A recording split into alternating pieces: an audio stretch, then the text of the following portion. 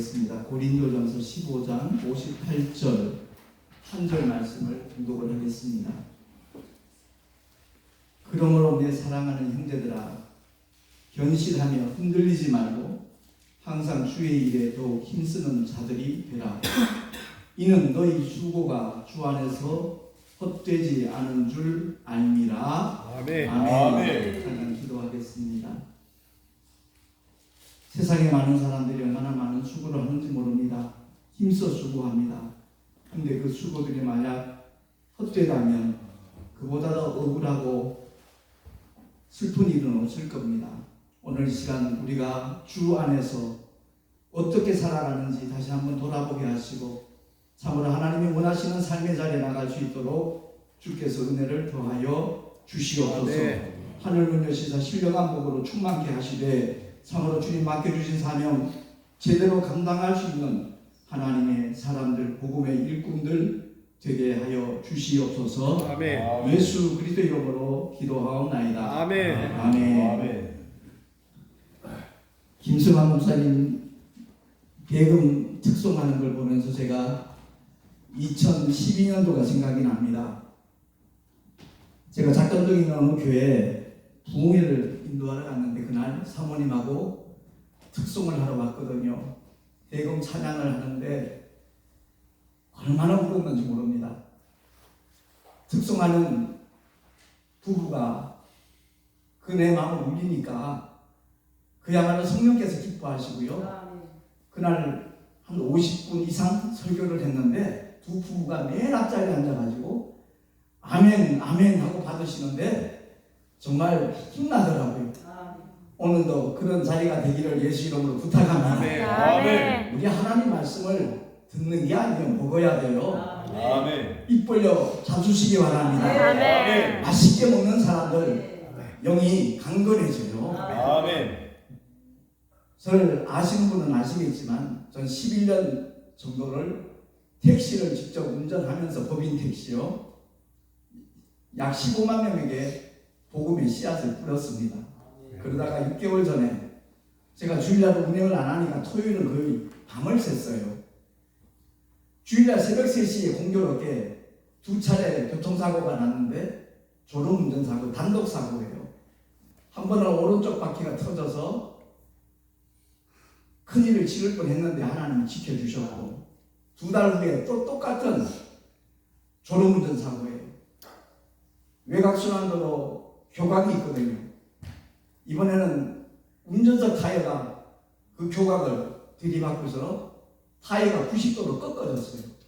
만약 꺾어지지 않았더라면 30m, 40m 정도 아마 더 진행을 했을 터이고 2차 사고가 났을 거라는 얘기들을 하더라고요. 근데 90도로 꺾어지는 바람에 10m 앞에서 차가 정차를 했어요. 회사 전무님은 내가 워낙 성실하게 일하니까 그래 토요일을 밤샌다는 걸 아니까 목사님 심할서 쓰시되 새벽 2시까지만 일하는 걸로 하고 심할서 쓰고 계속 근무하시면 됩니다 그랬는데 대표가 그 회사 대표가 블랙박스 동영상을 본 거예요. 만약 목사님이 돌아가셨으면 어떡할 뻔했냐고. 나이도 70세가 넘어서 이제는 안 되겠습니다. 그래서 제가 사표를 했어요. 감사한 것은요 10년 10개월 동안 자그마치 15만 명에게 복음의 씨앗을 뿌렸습니다. 사실 어떤 직업에 대한 선입견들이 있잖아요. 한 20년 전만 하더라도 택시 운전은 최고 마지막 직업이라고 생각할 만큼 천시하는 성향이 있었거든요. 근데 15년 동안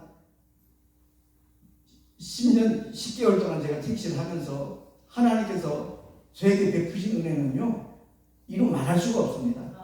사실 목회를 하면서 15만 명을 만난다는 건 쉬운 일 아닌데 딱 10년 10개월 동안 만난 사람이 15만 명이에요. 그들에게 복음을 전했고 한 5% 정도가 거부를 했어요. 말씀 소책자를 나눠주든지 제가 직접 제작한 전도지를 나눠주든지. 근데 그분들 저를 대하는 반응이요 의외예요. 많은 분들이 거부하고 욕하고 그럴 줄 알잖아요. 하나님께서 기뻐하시는 일을 하니까 하나님께서 그들의 마음을 움직이셔가지고 아니 이런 목사님도 계시네요. 목사님 같은 목사님이 좀 많았으면 좋겠어요. 아멘. 이런 얘기를 참 많이 들었습니다. 뿐만 아니라 제가 8년 전에 새롭게 하소서에서 이제 제가 택시 전도하는 걸 갖다가 시라극장을 만들었어요. 새롭게 하소서에서요. 그 시라극장이 본방송 나갈 때는 한 3만 5천 명이 시청한 걸로 파악이 됐거든요. 근데 유튜브 올라가니까 한 1, 2년 지나니까 금방 7만, 8만 하더니 몇 달 전에 22만이 넘었습니다. 알고 보니까 수도권에 택시하는 목사님이 자그마치 3천 명이 훨씬 넘는다는 거예요. 교회 개척 힘들지요. 제가 오늘 드리고 싶은 말씀은 이 자리에 오신 분들이 하나님 앞에서 좀 같이 우십시다. 아멘. 진짜 좀 우십시다. 네. 마음을 좀 찢으십시다. 네. 코로나 3년 동안에 문을 닫은 교회가 자그마치 15,000교회가 넘습니다. 교회 한 번 개척하는 것이 보통 힘든 일이 아니에요. 그런데 정부에서 비대면 예배를 강요하니까 어쩔 수 없이, 그리고 개척교회나 작은 교회는 거의 다 임대교회잖아요. 성도들이 안 나오면 월세 1년 못 내면 보증금이 없어지는 겁니다. 문 닫고 싶어서 문 닫은 목사님 아무도 없을 거예요. 결국 보증금이 사라지니까 더 이상 어떻게 자금을 마련할 수 없어서 어쩔 수 없이 문을 닫은 교회가 그렇게 많다는 소식에 남다른 아픔을 제가 느꼈어요. 왜냐하면 저는 지금 현재 11번째 개척입니다. 근데 8번째까지는 내가 목회 성공하기 위해서 3년마다 옮겨가면서 개척을 했고요. 15년 전에 하나님이 깨닫게 하셔서 내가 목회 목적부터가 잘못됐다는 것을 주님이 알게 하셔서 제 원래 이름은 김기용 목사입니다. 한국기독교연구회에서 14년 활동했는데 거기 있는 목사님은 거의 다 제 이름을 김기용 목사를 알아요. 토기자 용용자. 근데 목회자 보험학교 갔다가 일주일 동안 펑펑 울었습니다. 그 전에 25년 동안 목회하면서 흘렸던 눈물보다도 양도 많았지만 그 농도는 비교할 수 없을 정도로 짙었습니다. 정말 순복음신학교 나왔기 때문에 우리의 로망은 바로 조용히 목사님이었거든요. 세계 단일교회로 가장 큰 교회. 나도 저렇게 한번 목회 성공해봤으면 좋겠다라는 꿈을 가지고 88년도 10월 1일 첫 개척을 하고 3년마다 옮겨 다니면서 교회를 개척했거든요. 8번째 개척했을 때 목회자 복음학교 자꾸만 공면을 하기에 처음에는 화를 냈어요. 내 설교가 그렇게 은혜가 안 되냐고. 아니에요. 그런 뜻이 아니래요. 천재 목사님도 그렇게 또 얘기를 하는 거예요. 그래서 다낭 바이블 칼리지에 하는 목회자 복음학교 22기에 제가 동참을 했거든요. 엉엉 울었습니다. 마태복음 10장의 말씀이 나하고는 전혀 상관없는 말씀으로 생각을 해왔었어요. 귀신 쫓아내고 능력 나타내고 병자 고치고 선지자 노릇하고 정말 하나님의 뜻대로 순종하는 그런 목회자의 모습 같잖아요. 근데 정작 주님 앞에 외면당한 그 현장을 봤을 때 바로 그 말씀이 나를 향한 말씀이었구나.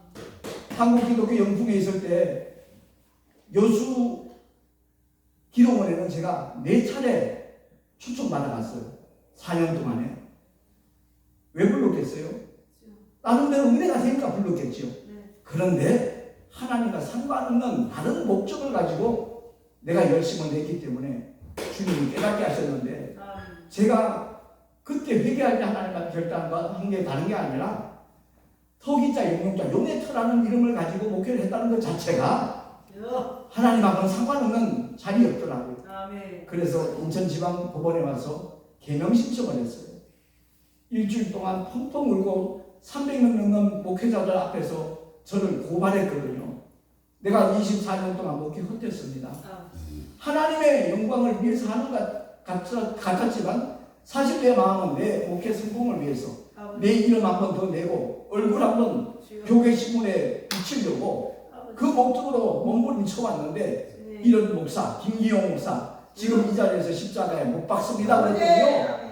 거기 모였던 목사님 사모님들이 아멘 하는데 정말 성전이 떠나갈 만큼 아멘 하시더라고요. 아멘.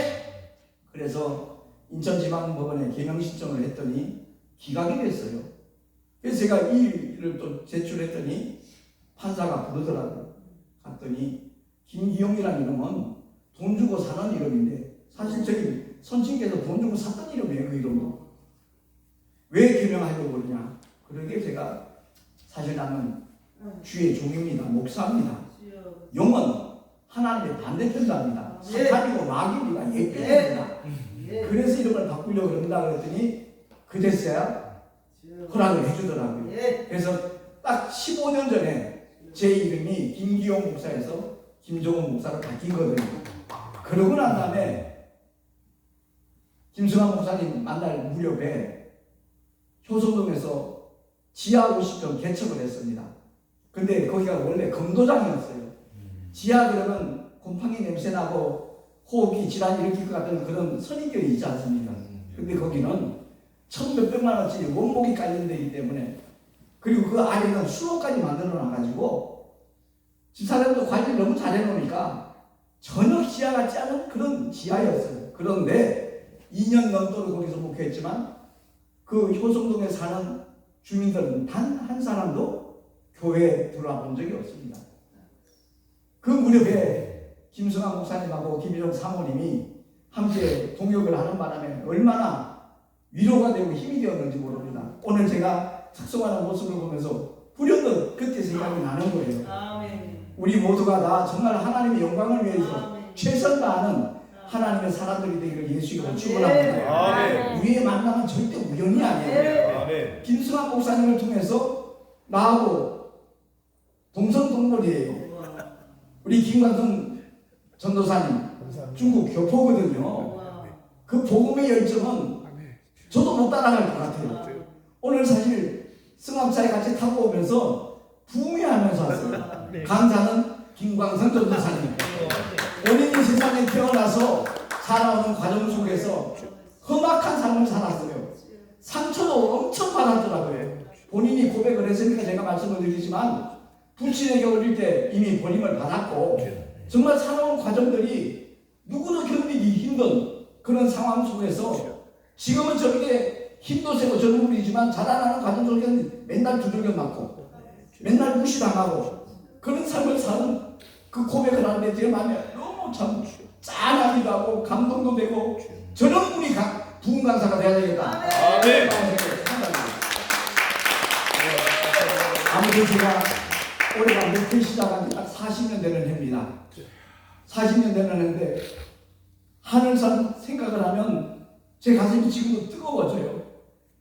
이 중턱에 계곡에 기도 소리가 울려 퍼지는 이 동산이었는데 그저께 제가 여기서 사회를 보면서 얼마나 마음이 아팠는지 몰라요. 이해라 목사님이 설교를 하시는데 그 찬양팀 숫자 정도밖에 안 앉아 있었잖아요. 근데 그분이 영성이 정말 대단하구나 하는 것을 제가 그날 느꼈습니다. 일당 백이라고 생각을 하고 말씀을 전하더라고요. 저는 솔직히 말해서 오늘 일당 천이라고 느낍니다. 할렐루야. 아멘. 여기 같이 오신 분들이 그냥 보통 믿음의 사람이 아니에요. 그 복음의 열정이 얼마나 뜨거운지 승합차 안에서 부흥회가 왔다니까요. 아무튼 우리 모두가 다 헛수고하지 마십시오. 아멘. 제가 4월 15일자 목회자 부흥신문에 목회단상을 기록을 했어요. 한국교회를 향하여 저는 늘 눈물을 흘립니다. 그건 다름이 아니라 율법과 복음을 구분을 못해요. 은혜 아래 있다 그러면서도 그리스도 안에 들어왔다 그러면서 강단에서 거의 율법을 선포합니다. 그걸 볼 때마다 저는 가슴이 메어지는 것 같아요. 저는 교회 교자도 모르는 사람이 철원 3사단 백골사단에서 군생활 하다가 1년 반 동안은 정말 죽도록 고생했습니다. 근데 돌아가신 제 외삼촌이 백골사단 사단장하고 친구라는 것이 확인이 되는 바람에 갑자기 낙하산이 된 거예요. 피해서 관리 사병이 된 겁니다. 지금은 뭐 현역분들이 피해서 관리 안 하지만 그때가 76년도니까요. 그랬거든요. 그럴 무렵에 중대장하고 사이가 너무너무 불편해서 주일만이라도 나도 중대장 마주치지 않았으면 좋겠다 싶어가지고 저보다 석 달 고참 김행태 병장한테 김 여사님도 교회 따라가면 안 돼요. 정말이야? 그러면서 안아주는데 남자한테 깨안겨보기는 그때가 처음입니다. 웃지도 않네. 그 김행태 병장이 지금 모스크바에서 거의 한 30년째 선교사로 목회를 하고 계시고요. 그러고 난 다음에 처음 난생처럼 부흥회라는 데 참석을 했는데 고린도후서 5장 17절을 저는 굉장히 사랑합니다. 누구든지 그리스도 안에 있으면 새로운 피조물이라. 그 말씀을 정호영 강사 목사님이 말씀을 전하는데 누구나 기억할 수 있는 예화를 들더라고요. 시골 교회인데 이제 구역 예배 드리잖아요. 거기 감리교회였으니까 속회를 드렸죠. 속회를 드리고 난 다음에 나오다가 집사님이 그 속회 드린 장소 장로님 댁이었거든요. 팻마루 밑에 보니까 다 깨지고 녹슨 요강이 있는 거예요. 논요강이. 장로님 저 쓰실 거예요? 저를 어디다 쓰냐고. 장로님 저 쓰세요? 갖고 가라고. 받아 갖고 왔어요. 한 2주 후에 장로님 생신날이 됐어요. 그러니까 권사님들 집사님들이 나름대로 자그마한 선물들을 마련해갖고 이제 축하 감사 예배를 드리러 갔죠. 그 집사님도 선물 하나 마련했어요. 장로님 생신 선물입니다. 어휴, 이렇게 귀하고 번쩍번쩍 빛이 나니까 굉장히 비싸 보이기도 하고 고급스러워 보였죠. 열어보니까 놋밥 그릇, 놋국 그릇. 얼마나 멋진지. 바로 그날 저녁부터 밥상에 그 그릇 아니면 올라오지 못해요.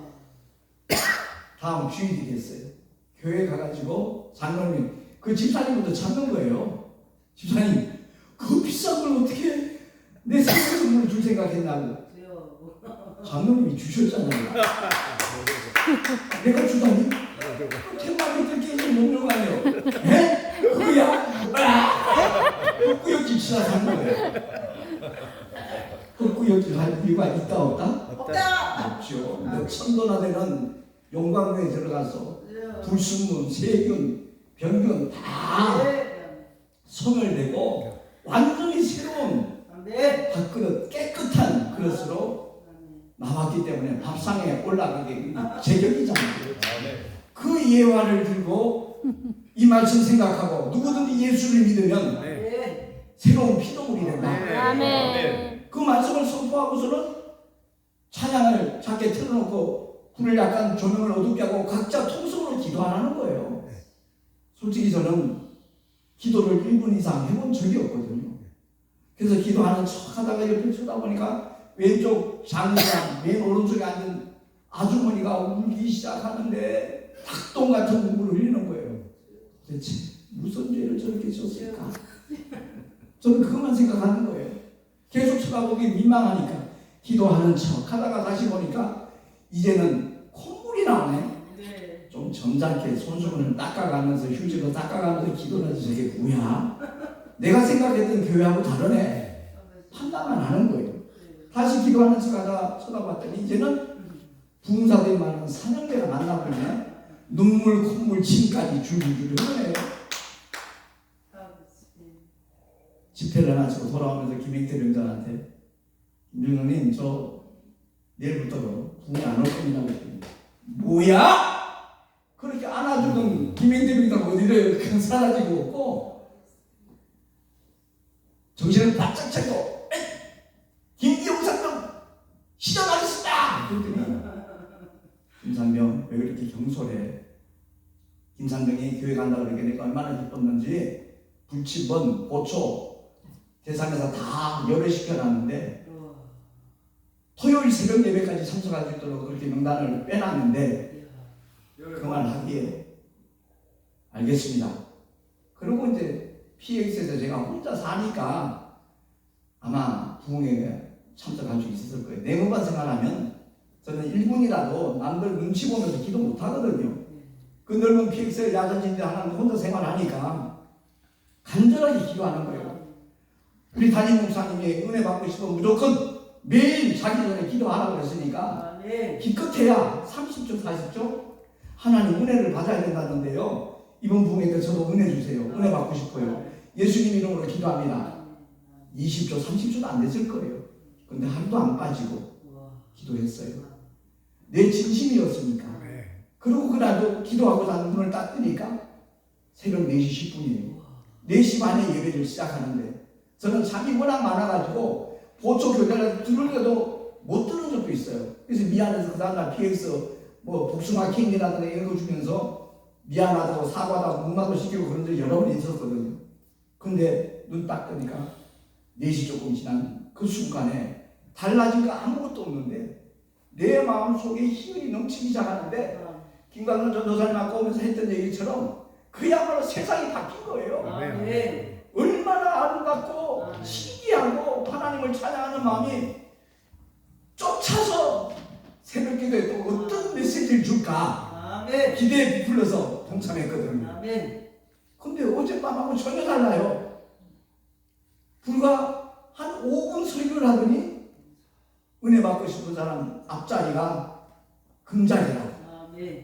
요즘은 은혜 자리라고 그러지만 금자리래요. 그 말 듣는 순간 체면불구하고 불 끄자마자 찬송소리 들리자마자 바로 요 앞에 온 거예요. 거기에 딱 무릎 꿇고 기도를 시작했는데 눈 뜨고 나니까 2시간이 지났네요. 제가 어젯밤에 흉봤던 그 여집사님 기도하는 그 모습 그대로 2시간을 기도한 거예요. 어려서부터 내가 저질렀던 허물과 죄가 주마등처럼 지나가는데 단 1초라도 빨리 토술하는 게 목적이지. 주머니에 군인들은 손수건이 있어요. 그거 꺼내가지고 체면치료 해가면서 코 닦고 눈물 닦고 그럴 마음의 여유가 없는 거예요. 그 2시간 기도하고 나니까 세상이 바뀌었습니다. 제가 너무 겁이 없는 사람이라 성경의 내용을 아무것도 모르면서 하나님 어느 시대든 어느 사회든 진실된 주의 종은 아직도 부족하다는 걸 느낍니다. 저 주의 종 되겠습니다. 선기도를 해버린 거예요. 정말 겁도 없지요. 근데 그 기도를 하나님이 받으셨어요. 그때부터 하나님은 저에게 준비를 시키셨어요. 이미 작업을 하셨더라고요. PX에 하루 종일 혼자 있으니까 부사관이나 장교들은 일과 시간에도 출입이 되지만 사병들은 점심시간 아니면 일과 끝나고 취침 전까지 PX 이용하거든요. 하루 종일 혼자 있는 거예요. 기껏해야 PX 안에 있는 당구대가 3대 있거든요. 그거 깨끗하게 청소해놓고 물건 정리해놓으면 할 일이 없는 거예요. 근데 난생 처음 하나님 사람께 다 은혜를 받았으니까 성경을 펼치기만 하는 눈물이 톡톡톡톡 흐르는 거예요. 구약 성경은 제대할 때까지 한 12도 정도 한 것 같아요. 근데 신약 성경은 하루에 1도, 많이 할 때 3도. 내가 성경을 몇 독 해야지. 하나님의 말씀으로 무장해야지. 내가 어떤 영역을 키워야지. 이런 생각 해본 적도 없고 기대한 적도 없고 성경만 보면 좋은데 성경만 보면 눈물이 나는데 얼마나 성경 속에 빠져들어가는지 몰라요. 제대하고 난 다음에 내가 성경을 몇 번 읽었지? 계산을 해보니까 1년 반 동안 신약을 매일 최소 한 번 읽었더라고요. 그게 530도 이상이 되더라고요. 택시 전도를 하면서 설교 준비할 시간 없어요. 체력도 안 돼요. 하루에 12시간 운전대 붙잡고 있으면요. 내가 환갑지 나서 시작을 했거든요. 그러니까 11년 동안 택시를 하면서 그 피로감은 아마 여러분 짐작하기 힘들 거예요. 정년퇴직한 남자분들이 손주들 이제 용돈이라도 준다고 택시 시작하러 들어오거든요. 석 달 넘기는 사람을 못 봤어요. 이러다가 내가 먼저 골병들어 죽겠다. 실제로 그래요. 그런데 10년 10개월 동안 택시를 하면서 설교 준비할 시간 없고 체력 안 되는데 내가 내 신령 속에 담궈놨던 하나님의 말씀은 운전을 하면서도 길을 걸어가면서도 내 속에서 꿈틀거리는 거예요. 제가 그런 고백을 몇 번 했거든요. 사실 설교 준비할 시간도 없고 저는 설교 준비 안 합니다. 원고도 없습니다. 그러면 그 얘기에 참된 의미를 깨닫는 분들은 거의 없더라고요. 그냥 하는 소리로 들어요. 내가 준비한 설교는 내가 책임져야 해요. 그런데 하나님께서 주시는 감동으로 인해서 선포된 하나님의 말씀, 그 메시지는 하나님께서 책임지는 줄을 믿으시기 바랍니다. 네. 그래서 제가 이 시간에 가지고 싶은 말씀은 함께 무장하기를 원하는 그 믿음의 결단은 다름 아니라 인사 한번 하십시다. 헛수고하지 맙시다. 헛수고하지 맙시다. 헛수고하는 사람이 너무 많아요. 홍해를 건너오는 순간 애굽에서 종살이 하던 이스라엘 백성들 다시 애굽으로 돌아간 사람 한 사람이라도 있습니까? 없습니다.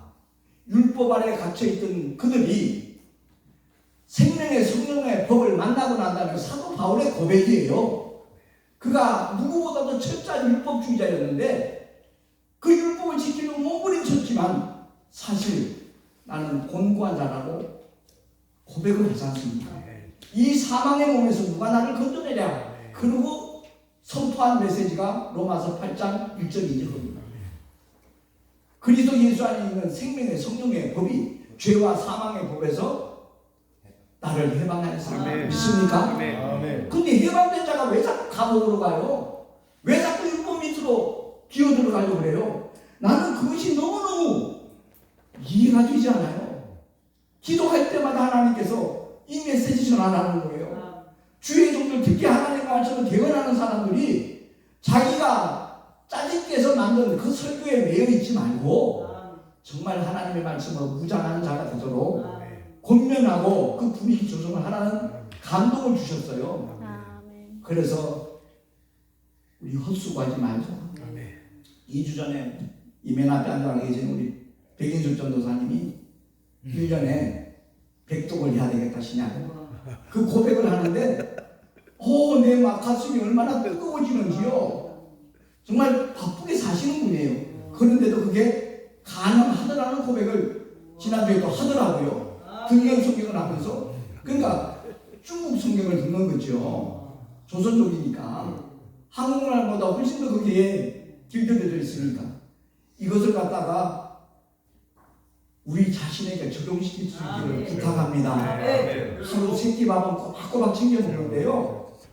일용만의 양식을 구하는 주기도문 드리면서 하나님의 말씀 일용하지 않습니다. 심각한 문제예요. 제가 늘 우리 교단에서 강조하는 메시지지만 주님의 직제자와 사도 바울은 순서만 바뀌었어요. 주님의 제자들은 예수님의 입에서 나오는 말씀을 직접 귀로 듣고 눈으로 듣고 온몸으로 체험하면서 들었잖아요. 말씀으로 무장했어요. 근데 정작 십자가 사건 앞에서는 뿔뿔이 흩어졌어요. 예수를 3번씩이나 부인했어요. 한마디로 실패했다는 거죠. 그러나 그들이 오순절 마가다락방은 성령이 임하시고 난 다음에 단 한 명도 실패한 사람이 없다는 거 믿으시면 안 되나요? 사도 바울은 예수 믿는 사람들 잡아다 감옥에 가두려고 의기양양하게 가다가 다메섹 도상에서 부활하신 주님을 만났잖아요. 꼬꾸라졌잖아요. 눈이 멀었잖아요. 유신이 오니까 물으니까 나는 네가 핍박하나 나사 예수라는 말씀을 듣고 그는 그 순간에 눈도 멀었지만 꼬꾸라졌지만 내가 정말 잘못 가고 있었구나 하는 것을 깨닫고 돌이킨 줄로 믿습니다. 가말리엘 문화생으로서 누구보다도 자부심을 갖고 있던 사울이라는 청년이 아나니아 선지자에게 안수받으면서 진례 받으면서 성령이 임하였고 그는 누구와도 의논하지 않아요. 사도들도 찾아가지 않아요. 아라비아로 내려가서 정말 주의 말씀 복음으로 무장한 다음에 비로소 3차 세계 선교를 다닐 하나님의 종으로 쓰임 받은 줄로 믿습니다. 그를 향하여 하나님의 뜻이 분명하게 나타났잖아요. 이방인을 위해 택한 나의 그릇이다. 그 말씀 하나만 붙잡고 어떤 환난과 핍박이 있어도 결박이 기다리고 있다 할지라도 개의치 않아요. 오직 그 길만 향하여 갔듯이 이 자리에 있는 저와 여러분 말씀으로 무장합시다. 성경 암송하라는 얘기 아니에요. 제가 500종 이상 했다니까 성경 한번 왜 봐? 이런 사람도 있더라고요. 여러분 사는 동네에 어디에 슈퍼가 있고 어디에 목욕탕이 있고 어디에 미용실이 있고 다 알잖아요. 네. 그 번지 아는 사람 있습니까? 몰라요. 필요 없어요. 그거 전혀 엉뚱한 마음들을 뺏겨가지고요. 끊임없이 그래서 저는 가나안 성경 바꾸지 말라 그래요. 계속 보고 몇 장은 못 된다 할지라도 어디에 그 말씀이니까 누구나 다 알아요. 최소한 100독 200독 이상만 하면 아멘. 우리 모두가 다 하나님의 전신갑주를 취하십시다. 아멘. 하나님의 전신갑주를 취하지 않고 전쟁터 나가는 사람은 자살행위나 다를 바가 없어요. 아멘. 하나님의 전신갑주 가운데 공격용 무기는 딱 한 가지밖에 없어요. 아멘. 성령의 검, 곧 하나님의 말씀입니다. 아멘. 우리 모두가 다 이 하나님의 말씀으로 무장을 해서 이 영적 전쟁터보다 치열한 것이 없어요. 아멘. 이 외부에서 일어나는 게 아니에요. 우리 내면 속에서 더욱더 극렬한 전쟁이 일어난다는 것을 알고 아멘. 하나님의 말씀으로 무장을 해서 아멘. 빛이 들어오면 네. 어둠은 떠나게 마련해요. 아멘. 교회를 다니면서도 신앙생활 하면서도 맨날 병들어 있는 사람들, 맨날 우울하고 걱정하고 이런 사람들 믿음이 잘못된 거예요. 아멘. 빛이 완전하게 그 심령 속에 들어오지 않았다는 명백한 증거라는 것을 깨닫고 우리 아멘. 모두 하나님의 말씀으로 무장하십시다. 아멘. 무장하십시다. 아멘. 그래야 원수막이 물리치는데 앞장서는 십자가의 정의 훈련되기를 예수 이름으로 축원합니다. 아멘. 하나같이 무릎 꿇고 주님의 말씀 붙들고 정말 간절히 문 닫은 교회를 생각하면서 아파할 줄 알아야죠. 소경 거진 바디메오처럼 다윗의 자손 예수여 나를 불쌍히 여기소서. 우리가 정말 하나님 앞에 소리쳐야 될 줄로 믿습니다. 이 시간 한국교회를 위해서 제가 정말 가슴 아팠던 이 하늘산 기도가 올라오면서 얼마나 마음이 아팠는지 몰라요. 어찌 이 지경이 됐을까? 이게 우리 힘주소인데 우리 두 손 번쩍 들고 주여 삼창하고 통성으로 정말 눈물로 하나님 앞에 부르짖으십시다. 주여